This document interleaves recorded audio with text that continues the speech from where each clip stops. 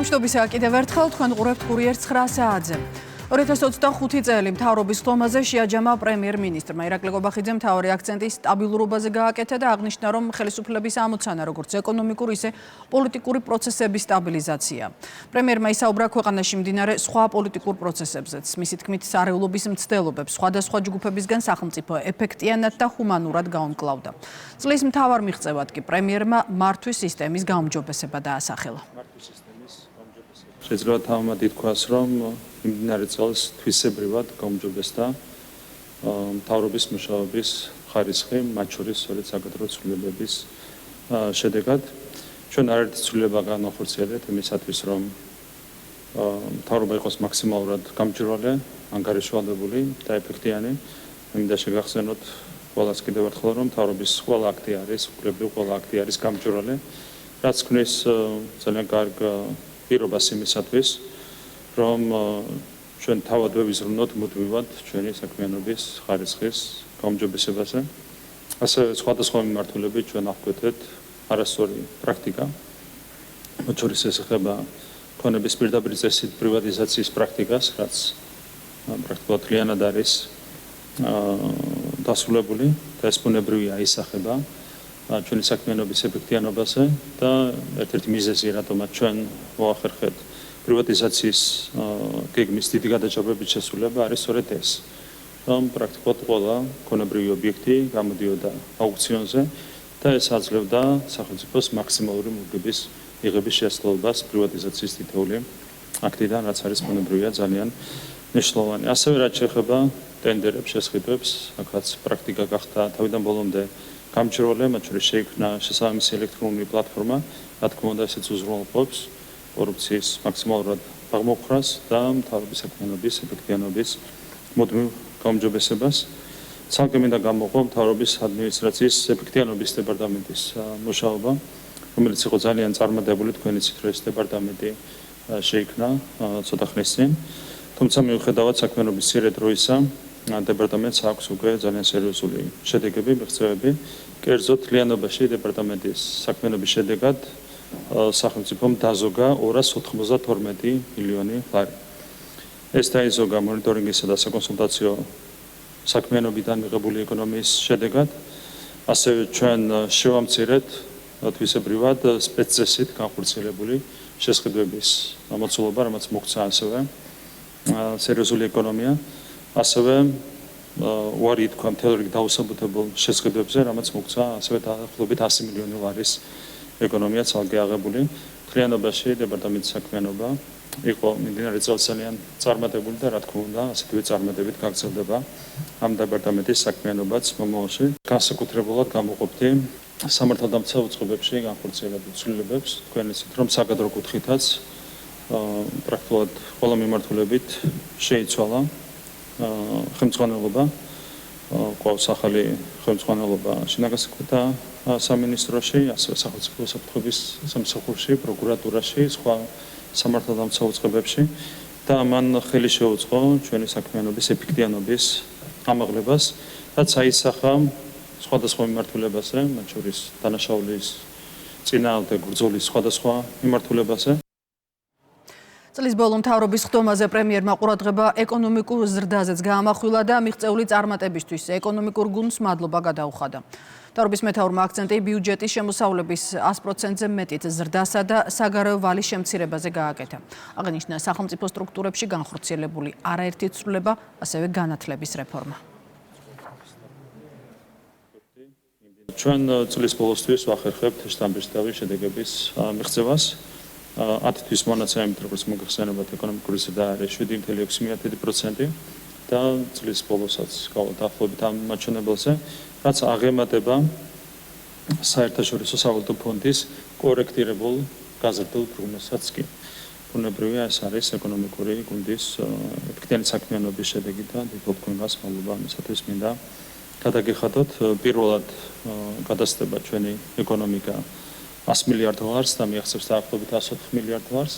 ერთსულ მოსახლეზე გადასდება პირველად ასევე 10,000 დოლარს და მსხვერპლობითი უნარის პარიტეტის მიხედვით გადასდება პირველად ასევე 30,000 დოლარს.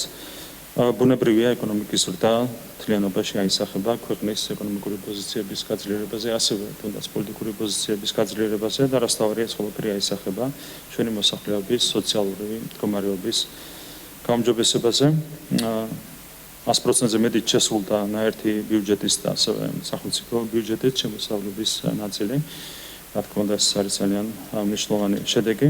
საგარეო ვალის შემცირდა მთლიანი შიდა პროდუქტის 34%-მდე. მე მინდა შეგახსენოთ, რომ 2020 წლისთვის საგარეო ვალმა მიაღწია მთლიანი შიდა პროდუქტის 60%-ს, გადააჯარება 60%-ს და გვაქვს მუდმივი კრება, ეს არის რა თქმა უნდა ეკონომიკური ზრდის შედეგი და ეს არის ეკონომიკური გუნდის efektiviani საქმიანობის შედეგი. ასევე აქაც მიუხედავად საწყისი უარყოფითი პროგნოზებისა, ჩვენ შევძელით ლარის კურსის სტაბილურად შენარჩუნება და სავარაუდოდ წლის ბოლოსთვის ჩვენი სავალუტო რეზერვები გადააჯარებებს $6 მილიარდ, რაც ძალიან მნიშვნელოვანია ბუნებრივია ქვეყნის ტრადობის უზრუნველყოფისთვის. ენერგეტიკის სფეროში ძალიან მნიშვნელოვანი იყო იმ არაერთი არასწორი პრაქტიკის აღკვეთა და ცვლილება, რომელიც იყო გასული რამდენიმე წლის განმავლობაში ჩამოყალიბებული. ბუნებრივია ეს ცვლილებები მოგვცემს ჩვენ ენერგეტიკის სფეროში მნიშვნელოვანი შედეგების მიღწევის შესაძლებლობას. ბოლო წლების შედეგები არ იყო მაინც და უკმაყოფილებელი და ჩვენ შეგვიძლია თვისებრივად გავაუმჯობესოთ შედეგები ენერგეტიკის სფეროში და მიმართულებით რა თქმა უნდა ეკონომიკის სამინისტრო აქტიურად გააგრძელებს ამ მუშაობას. რაც შეეხება კიდევ ერთ სფეროს, ეს არის ინფრასტრუქტურა. აქაც იყო ჩამოყალიბებული ბევრი მიმართულებით არასწორი პრაქტიკა, რაც თავიდან ბოლომდე გადაისინჯა, მთლიანად შეიცვალა და მთლიანად გაიხსნა სისტემა კეთილსინდისიერი კომპანიებისთვის. ბუნებრივია ეს გადადგმული ნაბიჯები უზრუნველყოფს შესრულებული პროექტების ხარისხის გაუმჯობესებას და ასევე ხარჯებექტიანობის გაუმჯობესებას. შესაბამისად, ჩვენ შეგვიძლია თამამად ვთქვათ, რომ მომავალი წლიდან ამ მიმართულებით ჩვენი შედეგები იქნება კიდევ უფრო შთამბეჭდავი, ვიდრე იყო წინა წლების განმავლობაში. სხვადასხვა მიმართულებით რეფორმები გვაქვს დაგეგმილი და ამ კუთხით ყველაზე მეტად გამოყოფდი განათლების რეფორმას, საუბრობ ჩვენ როგორც უმაღლეს განათლების რეფორმაზე, ასევე ზოგადი განათლების რეფორმაზე, სადაც შევიმუშავეთ კონცეფციები და ამ კონცეფციების განხორციელებას აქვს მნიშვნელობა უკლებრივ ყველა დარგის სწორი მიმართულებით განვითარებისთვის და ზოგადად ქვეყნის სწორი მიმართულებით განვითარებისთვის. რა თქმა უნდა, განათლების გარეშე ვერც ერთი მიღწევა ვერ იქნება მდგრადი. შესაბამისად, სრული კონცენტრაციით უნდა ვიმუშაოთ როგორც ერთი, ისე მეორე მიმართულებით განათლების რეფორმის განხორციელებაზე.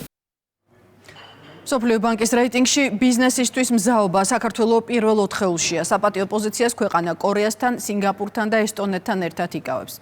საქართველოს რეიტინგში წინ უსწრებს ისეთ ქვეყნებს, როგორიცაა დიდი ბრიტანეთი, ლატვია, ჩეხეთი, ხორვატია, ესპანეთი, კანადა, შეერთებული შტატები და ასე შემდეგ. პირადი რეიტინგის მიზნად კერძო სექტორის განვითარებისთვის ბიზნეს გარემოს რაოდენობრივი და ხარისხობრივი შეფასება სახელდება. აღნიშნული რეიტინგის ასეთი მაღალი შეფასება კიდევ ერთხელ ადასტურებს, რომ საქართველოში ბიზნეს და საინვესტიციო გარემო გლობალური მასშტაბით ერთ-ერთი საუკეთესოა და საქართველოს მთავარი ამოცანაა, რომ გააგრძელოს აღნიშნული ბიზნეს გარემოს კიდევ უფრო გაუმჯობესება იმ ახალი ინიციატივებით, რადგან საქართველოს მთავრობა ყოველდღიურ რეჟიმში ახორციელებს. გზის გაწმენდის სამუშაოები ხულოს მუნიციპალიტეტში დასრულებულია. პროცესში ჩართული იყო აჭარის საავტომობილო გზების დეპარტამენტისა და მუნიციპალიტეტის სპეციალური ტექნიკა. ელექტროენერგია მუნიციპალიტეტის რამდენიმე სოფელს კვლავ არ მიეწოდება, თუმცა ენერგოპროჯორჯიას წარმომადგენლები პრობლემის აღმოსაფხვრელად მუშაობენ და საკითხი უახლოეს პერიოდში უნდა მოგვარდეს. უწყვეტ რეჟიმში გრძელდება გზის გაწმენდითი სამუშაოები. ამ დროისათვის ყველა ადმინისტრაციული ერთეულში გზა გაწმენდილია. გადავედით შიდა საუბნო გზების გაწმენდით სამუშაოებზე. უკვე რამოდენიმე სოფელში შიდა საუბნო გზაც გაწმენდილია. რაც შეეხება ელექტროენერგიას, ამ დროისათვის რამოდენიმე სოფელს არ მიეწოდება, თუმცა ძალიან აქტიურად მუშაობენ ენერგოპროჯორჯიას ბრიგადები და აღნიშნული პრობლემა ძალიან მალე მოგვარდება. ზემო აჭარის გარდა ენერგოპროჯორჯიას ჯგუფები საგანგებო რეჟიმში მუშაობენ იმერეთსა და სამეგრელოში. ისინი სტიქიის გამო დაზიანებული როგორც მაღალი, ისე დაბალი ძაბვის ელექტროქსელის მოწესრიგებას ცდილობენ. ელექტროგადამცემი ხაზების უმეტესობის აღდგენა უკვე მოხერხდა. ენერგოპრო ჯორჯიაში განმარტავენ, რომ საგანგებო რეჟიმში მუშაობა ყველა აბონენტისთვის ენერგომომარაგების აღდგენამდე გაგრძელდება. რთული მეტეოროლოგიური პირობები, რომელიც დასავლეთ საქართველოში შეიქმნა, ქუთაისის მომსახურების ცენტრზეც იმოქმედა. დაგვიზიანა მაღალი ძაბვის გადამცემი ხაზები, ძირითადად 610 კილოვოლტის ფიდერები. ხეების დაცემის შედეგად ხე დაეცა სადენებმა ფაქტიურად წაიღო ჩვენი გადამცემი საყრდენები და ხევში იყო ჩაწოლილი. ეხლა ბიჭები ბრიგადა მუშაობს პერსონალი ამ საყრდენის აღდგენაზე, ფაქტიურად უმრავლესი ფიდერები აღდგენილია და მოსახლეობას უწყვეტად ეწოდება ელექტროენერგია. 15 წლის ბიჭის წამების საქმეზე დაკავებული 9 პირი სასამართლომ დამნაშავეცნო, მათგან 6 არასრულწლოვანია. პროკურატურის მიერ გავრცელებულ განცხადებაში ნათქვამია, რომ არაადამიანური და დამამცირებელი მოპყრობის გამო 3 სრულწლოვან დაკავებულს კანონით გათვალისწინებული უმაღლესი 10 წლით პატიმრობა მიესაჯა. 16 წლის ასაკს მიუღწეულ 3 პირს 6 წლითა და 8 თვით, ხოლო 18 წლის ასაკს მიუღწეულ 3 დაკავებულს 7 წლითა და 6 თვით თავისუფლების აღკვეთა განესაზღვრა. გამოძიების თანახმად მშავრდებულები ეგრეთ წოდებული ფაშისტური იდეოლოგიის ჯგუფის წევრები არიან, რომლებმაც მიმდინარე წლის ზაფხულში მოზარდზე იძალადეს, ცივი იარაღით სხეულის სხვადასხვა არეში დაზიანება მიაყენეს და ძალადობის ფიზიკური და ფსიქიკური იძულებისა და ღირსების შემლახველი ქმედებები ტელეფონით გადაიღეს და მოგვიანებით სოციალურ ქსელში გაავრცელეს. და სახელმწიფო ღონისძიება, რომელიც ხაშურში გაიმართა, შედგა კონცერტი, რომელშიც ცნობილი ქართველი შემსრულებლები მონაწილეობდნენ. ზღაპრის გმირების მონაწილეობით მოეწყო წარმოდგენა ბავშვებისთვისაც. პატარა სტუმრებს თოვლის ბაბუამ სიმბოლური საჩუქრები გადასცა. ხაშურში გაიმართა გრანდიოზული კონცერტი. ძალიან მიხარია, რომ ბევრი ახალგაზრდა მოხვდა სცენაზე და ძალიან კარგი დრო გაატარა. მიუხედავად სიძინისა და თოვლისა. მე ვისარგებლო ჩემთხოვით და აშუქებდი. მიულოცავ რამდენ 2000 მოხდა. ეს იყო კურიერი 9 საათზე, რუსთავი 2-ის სახელმწიფო ეთერი კი გრძელდება.